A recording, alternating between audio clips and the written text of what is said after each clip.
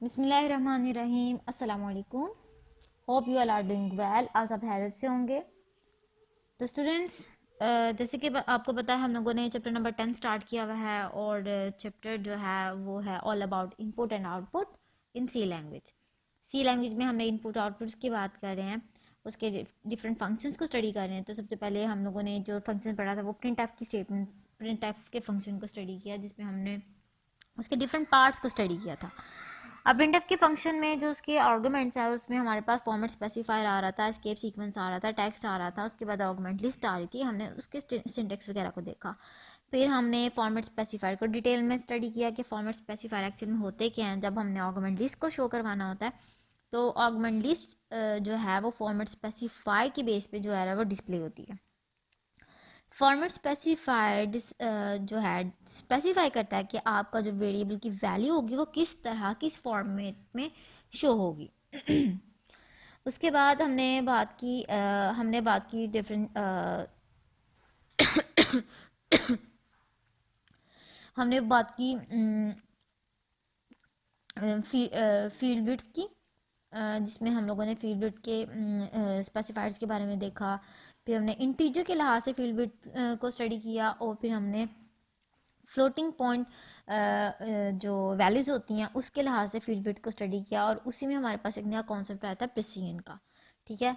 और उसके बाद हमने देखा कि जब हमने सी लैंग्वेज को यूज़ करना है, सी लैंग्वेज को यूज़ करते हुए हमने अपने इंटीजर वैल्यूज़ को कैसे डिस्प्ले करवाना है, सी लैंग्वेज को यूज़ करते हुए हमने अपने फ्लोटिंग पॉइंट वैल्यूज़ को कैसे डिस्प्ले करवाना है। और इसी तरह हमने लास्ट वीडियो में बात की कि सी लैंग्वेज को यूज़ करते हुए हमने अपने करेक्टर वैल्यूज़ को किस तरह डिस्प्ले करवाना है। इसी तरह हमने आज जो बात करनी है वो है सी लैंग्वेज को यूज़ करते हुए हमने स्ट्रिंग वैल्यूज़ को किस तरह डिस्प्ले करवाना है। तो स्टार्ट करते हैं हम अपने टॉपिक को। जी, तो बेसिकली हमारा जो टॉपिक है उसमें हमने करना है कि स्ट्रिंग वैल्यू को हम लोगों ने सी लैंग्वेज में किस तरह डिस्प्ले करवाना है या प्रिंट करवाना है। तो बेसिकली हमारे पास जो हेडिंग होती है वो है print string value in C. C language में जब आपने स्ट्रिंग वैल्यूज़ को जो है डिस्प्ले करवाना है तो आपने किस तरह करवाना है वो हमने यहाँ पे देखना है। तो बेसिकली हमने जब फॉर्मेट स्पेसिफायर की वीडियो में बात की थी कि फॉर्मेट स्पेसिफायर क्या करते हैं। फॉर्मेट स्पेसिफायर एक्चुअल में स्पेसिफाई करते हैं कि जो आपने वेरिएबल की वैल्यू डिस्प्ले करवानी है वो किस फॉर्मेट में करवानी है। ठीक है, वो किस फॉर्मेट में करवानी है। तो बेसिकली जब आप स्ट्रिंग की बात करते हैं तो स्ट्रिंग में आप डिसाइड करते हैं जब स्ट्रिंग वैल्यूज़ को डिस्प्ले करवाना है तो उसके लिए जो फॉर्मेट स्पेसिफायर हम यूज़ करते हैं वो कौन सा करते हैं। ठीक है, तो स्ट्रिंग वेरिएबल्स को जब भी डिस्प्ले करवाना होता है तो हम उसके लिए %s का फॉर्मेट स्पेसिफायर यूज़ करते हैं। सो string variables string variables are displayed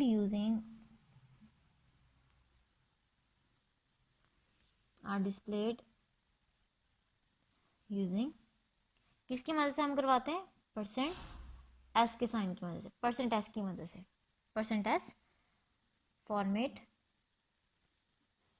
specifier.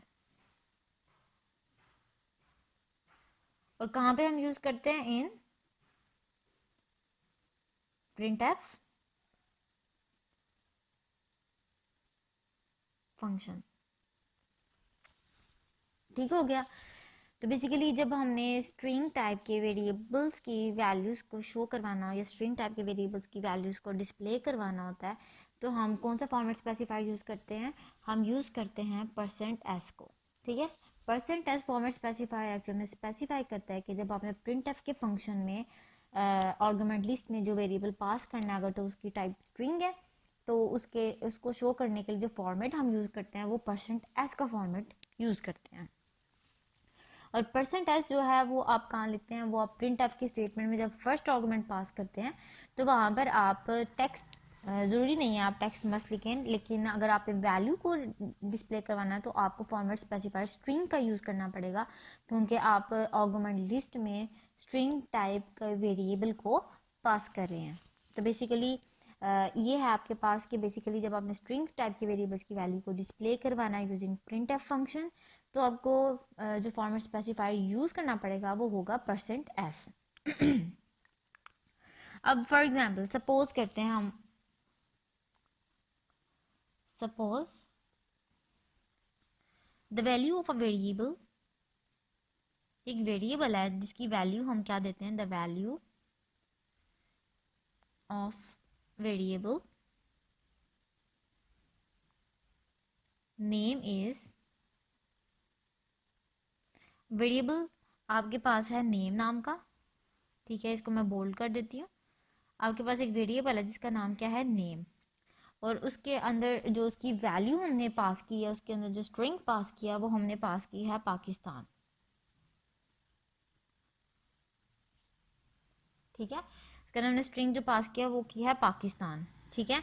तो जब इसकी वैल्यू आपकी स्क्रीन पे शो होगी तो वो किस तरह होगी, इसको शो करवाने के लिए हमें सबसे पहले क्या करना पड़ेगा, हमें printf की स्टेटमेंट को यूज़ करना पड़ेगा, printf के फंक्शन को यूज़ करना पड़ेगा। तो सबसे पहले बल्कि डिस्प्ले करवाते हैं स्ट्रिंग टाइप का आपके पास जो नेम है वो आपने उसके अंदर पाकिस्तान के जो है उसको शो करवाया, पाकिस्तान की स्ट्रिंग को उसके अंदर रखवाया। तो आपने सबसे पहले जो स्टार्ट करना है वो आपने printf की स्टेटमेंट को लिखना है, printf के फंक्शन को लिखा, पैरेंथेसिस स्टार्ट की, इन्वर्टेड कोट्स।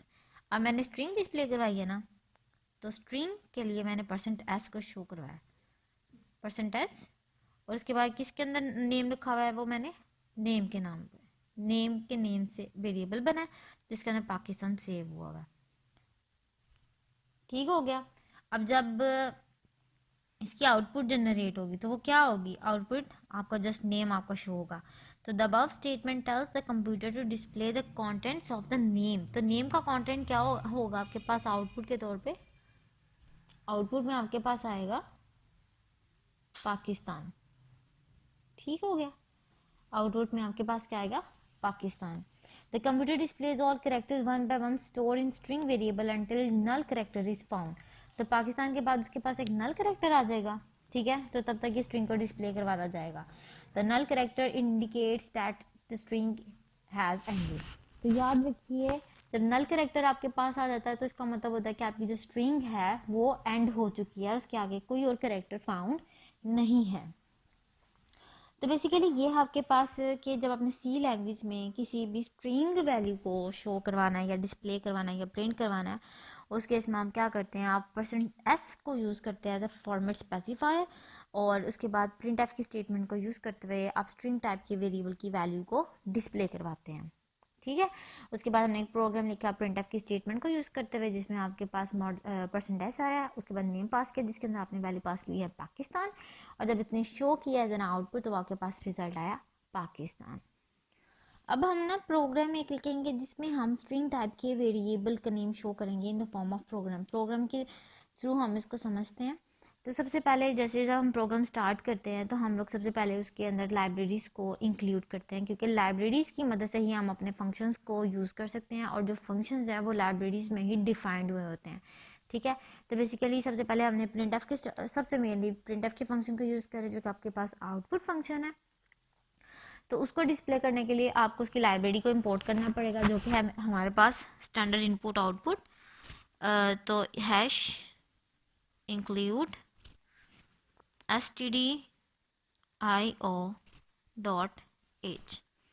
उसके बाद आपने क्लियर स्क्रीन करवानी है तो उसके लिए मैं एक और लाइब्रेरी यूज़ कर रही हूँ, include conio dot H, hash include conio dot H. उसके बाद मेरा void मेन का फंक्शन यूज़ होगा,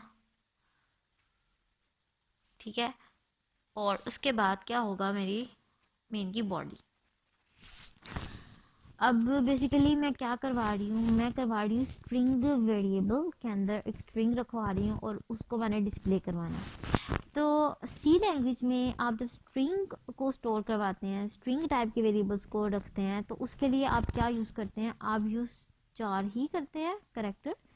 करेक्टर बेसिकली वन करेक्टर को स्टोर करता है, एक वैल्यू एक करेक्टर को स्टोर करता है, लेकिन अब मैंने रखवाने हैं स्ट्रिंग, मतलब ज़्यादा नंबर ऑफ करेक्टर्स को रखवाना है। उस पर्पज़ के लिए मैं क्या करती हूँ, जिस भी वेरिएबल को मैंने यूज़ करना है, जैसे 4 मैं नेम नाम का वेरिएबल यूज़ कर रही हूँ करेक्टर्स रखवाने के लिए, तो मैंने नंबर ऑफ़ करेक्टर्स रखवाने हैं। उस पर्पज़ के लिए मैं नेम को अरे बना देती हूँ। ठीक है, नेम की क्या बना देती हूँ, अरे बना देती हूँ। अब ये अरे का काम होगा कि उसने मेरे ज़्यादा करेक्टर्स को स्टोर करवाना है। खाली अगर नेम होता तो उसने जस्ट मेरे वन सिंगल करेक्टर को स्टोर करवाना है, और अगर तो मेरे पास इस तरह की स्क्वायर ब्रैकेट्स आ जाती हैं तो उसने मेरे पूरी स्ट्रिंग को, जितनी भी मैं स्ट्रिंग लंबी रखना चाहती हूँ, उसके नेम को शो करवाना है। अब ये मेरे पास स्ट्रिंग बन गई है।